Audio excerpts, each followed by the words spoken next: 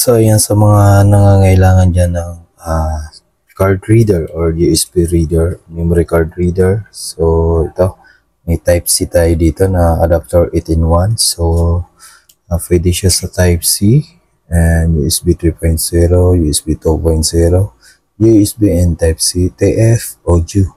So, pwede rin siya sa SD card, memory card, and sa audio natin, audio jack.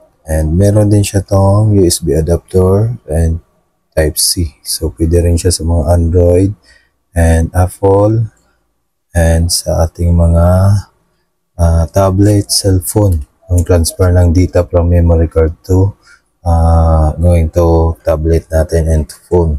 So, bagay ito sa mga nagbablog and sa mga nagbi-video editor dyan. And ito yung unit niya. So, nasa description yung link nito. So, ito siya. Wired siya pero maliit lang yung wired niya. Around 7 or 5 inch. Yan siya. So, ito yung sinasabi kong Type-C yung connector niya. Yan. And pwede rin USB. So, kung sa laptop nyo gagamitin, USB. Or kung hindi supported yung Type-C, pwede rin sa computer to. So, ito yung kanyang port. Yan. Ito yung 3.0, Type-C, audio, and TF card, memory card, and USB card, USB, and USB, and USB. So, yan. Tatlo. 1, 2, 3, 4, 5, 6, 7, 8. So, 8 siya. 8-in-1. So, ito siya. Mura lang ito mga kadabs. So, nandyan sa ating description. So, itatry ko siya ngayon sa ating tablet. Ito yung Realme Tab Pad 2. So, yun. Since Type-C yung ating connection, ilalagay natin. Tagalin natin yung USB adapter niya.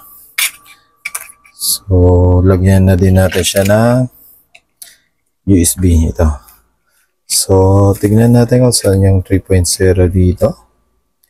So, 3.0 is nearest to, ano niya, so, dito sa nearest to wired. So, ito. Lagay natin kasi may mga music to. So, lagay din natin to dito sa ating yan, USB connector mismo. So, yan, umilaw na siya. Yan. So, you can see may ilaw siya na kulay blue ito. Yan, may ilaw siya na blue. Hindi lang masyadong malinaw dito sa ating camera. Ayan. So, indication na nag-on na siya.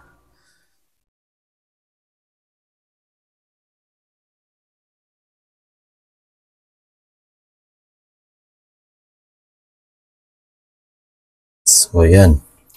So, may nakalagay dito is my files. So, i-auto-rotate lang muna natin. May nakalagay na my files. Yan. Agree and continue. So, welcome to my files. Nakalagay pala. So, yan. Agree and continue. So, yan. Mga files niya. So, hanapin niya natin yung audio. So, yan. Pag open natin ng my files, nandito lang siya sa location. Yung location na yan. Location and open nyo lang ng araw. Ito yung files ko sa aking mismong tablet. 128 GB and ito yung sa USB card or ito USB ko. So 16G lang siya. So nagagalaw lang siya. And open ulit natin. So yan siya. So bali yung laman nito is puro music kasi yung laman nito.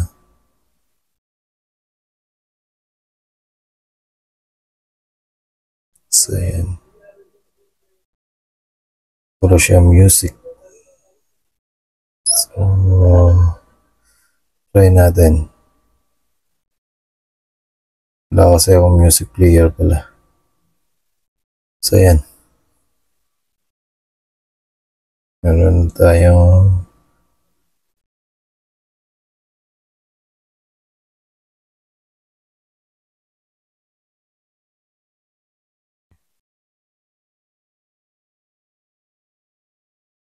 So, yan. Open na yung music natin. Tuloy tayo sa My Files. Hindi tayo mag-open ng mga folder dyan.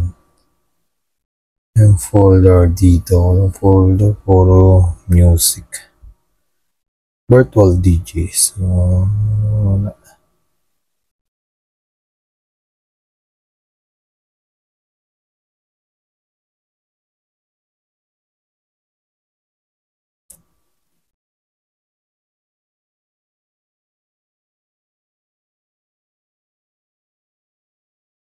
Wala tayong music. Ang laman lang nito, USB.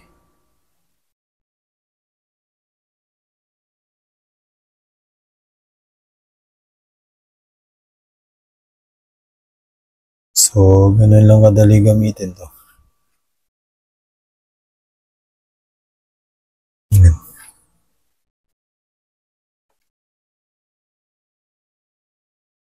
And OTG.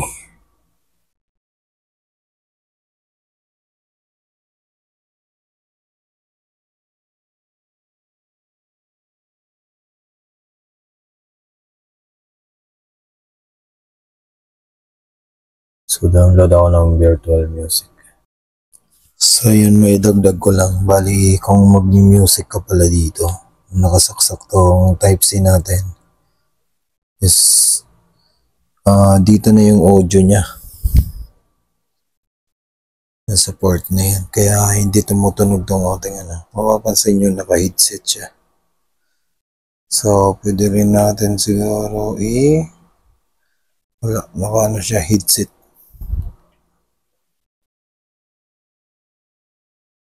Walang option na sa speaker natin yan.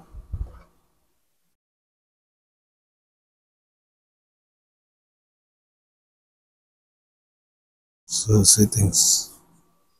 So, yun yung kanyang, pag ginamit natin to, kailangan natin ng speaker na nakalagay dito, o audio jack, nakakabit sa kanya.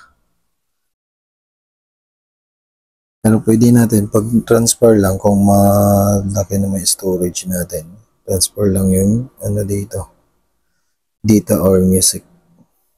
Pwede.